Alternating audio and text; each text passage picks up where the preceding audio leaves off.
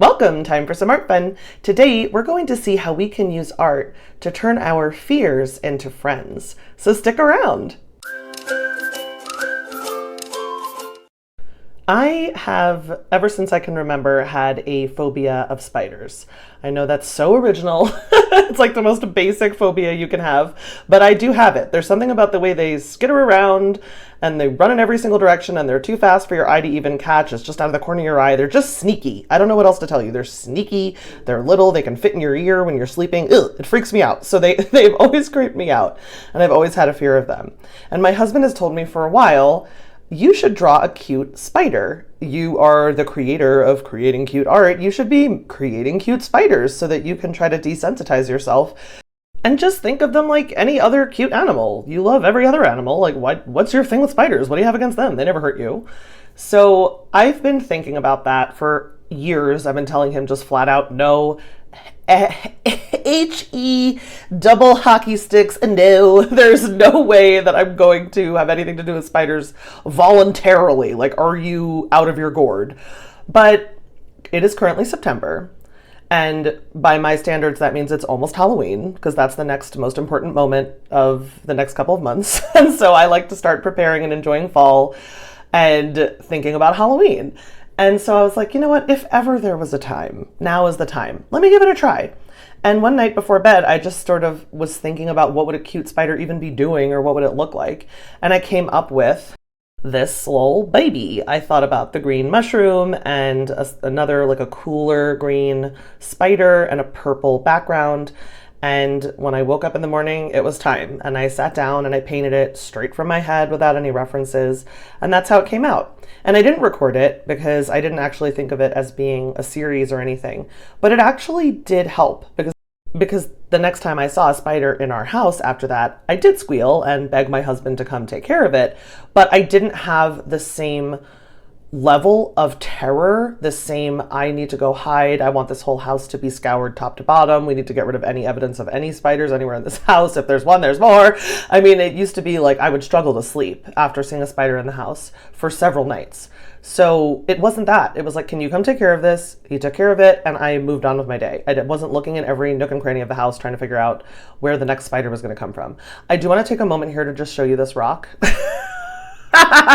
I'm painting. The next fear that I wanted to paint was a snake, as you can probably now tell.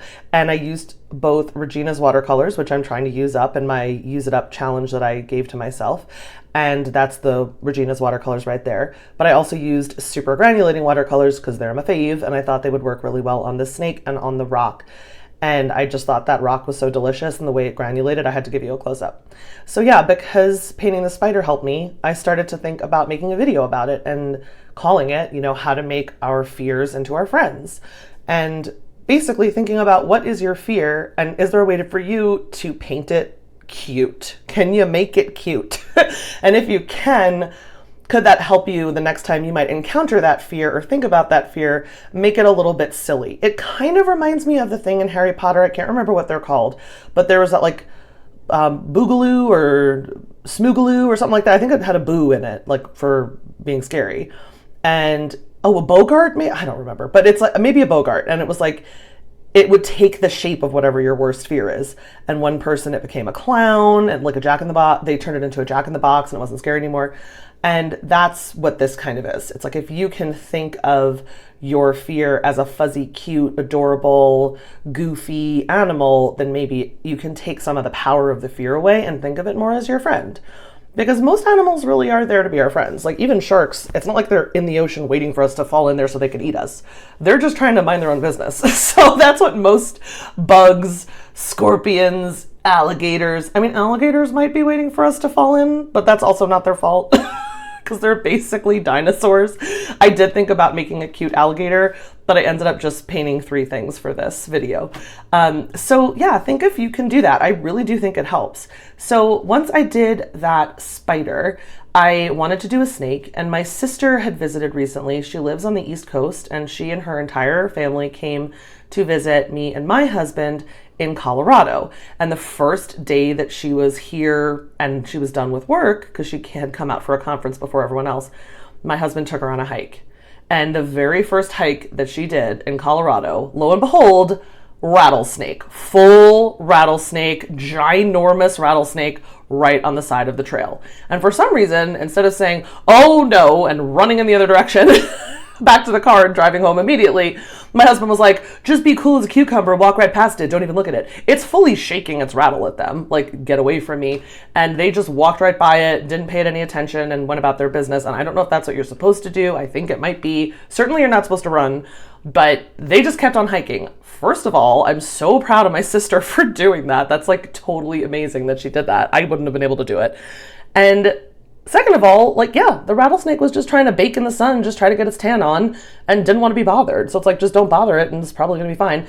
It really ends up being trouble when people don't see a rattlesnake, because they do like to bake out in the sun, usually right on a trail, because it's clear of anything and the sun's directly baking onto the trail.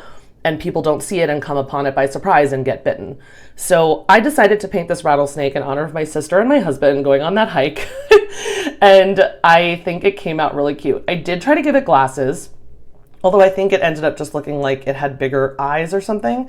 I thought the glasses would make it super goofy and adorable and funny. So I hope that you enjoy seeing this little baby rattlesnake. And the next little baby animal, like fear-inducing animal, typical phobia type animal that I decided to paint was a bat. So we have the adorable snake, the little baby spider, and now we're going to be doing a bat. Now, weirdly, even though I've always been terrified of spiders, I did have a pet snake growing up because I have terrible allergies, so we weren't able to just jump into getting dogs. We tried to have a bird and had to give it away because I'm allergic to feathers. We were very, very allergic to cats, all three of us, my mom, my sister, and I. My dad was fine with cats and birds and everything else, so he kind of got the short end of the stick because he would have loved to have a cat. But in the end, he just ends up feeding neighborhood cats and they accumulate in the backyard, so he gets his fix that way. But I had turtles, lizards, snakes, an iguana was an amazing moment in my childhood. So I had all of that. So I've never been really afraid of that stuff. I obviously would be afraid of a rattlesnake because it's an actual poisonous snake that you could die if you get bitten, but not a phobia, just like a normal human fear of dying. So not only have I not had any kind of a phobia of snakes per se, I owned a gardener snake, but I also love bats. I don't know if you have ever tried to Google cute bat or gone on Pinterest and looked for a cute bat. They're stinking adorable. They're basically dogs. They're basically little black dogs with really funny arms. That's it. So I decided to do this little fruit bat looking really derpy and funny and cute eating a banana. And I have this little bat holding on to its banana like possessively with its giant adorable eyes. And I have to tell you, I know that you might think this is me like cutifying an animal and being dramatic about it. This is literally what bats look like. This could be a photorealistic picture of a bat. So just mentally prepared that that's what a lot of them look like. So I made this little baby. This was definitely my favorite painting. I think it came out the best. And I think that's because bats just are the type of animal I would normally paint. It's not even a stretch. They are so cute. I consider them cute, just like I think quokkas are cute, and I think elephants are cute, and obviously dogs are cute, and they're just so similar to dogs. But not only that, apparently, when I was a little girl, my parents took me to Salem, Massachusetts. Again, highly Halloween appropriate story time for you today. And I saw a black cat and a bright green bat, like a neon green glow in the dark bat. And apparently I begged them and begged them and begged them, can I please have these two? And they never really would do that. Like my mom was a big believer in we don't get stuff just because they're trying to sell it to us. Like we should have a plan to get something before we go in a store. So like we could go into a store and get gum, but we wouldn't be getting it in the checkout line because it was there tempting us. We would be there to get gum. We would get it in the gum aisle. Like that was a big parenting thing for her. So for me to beg to get a toy just because there happens to be a gift shop in Salem, Massachusetts was very unusual. So I had to apparently like negotiate and bargain with something valuable. Like, I don't know if I wasn't potty trained yet and I agreed to be potty trained or whatever. I think that's what it was.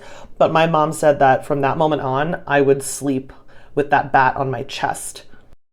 Like, it was glow in the dark and it was a bat. So obviously it was going to protect me from anything that went bump in the night. And it really gave me a lot of comfort. So when I see this bat, I'm kind of just giving an homage to that neon green Salem, Massachusetts, protect me while I sleep bat. Thank you for doing that. And so yeah, let me know if you decide to make something cute of your fears and make them into friends. If you have liked this video, please remember to like and check that you're subscribed. I would so appreciate it if you would subscribe and leave me a comment about what your phobia is and if you think you could make it cute. Until next time, remember, create something cute.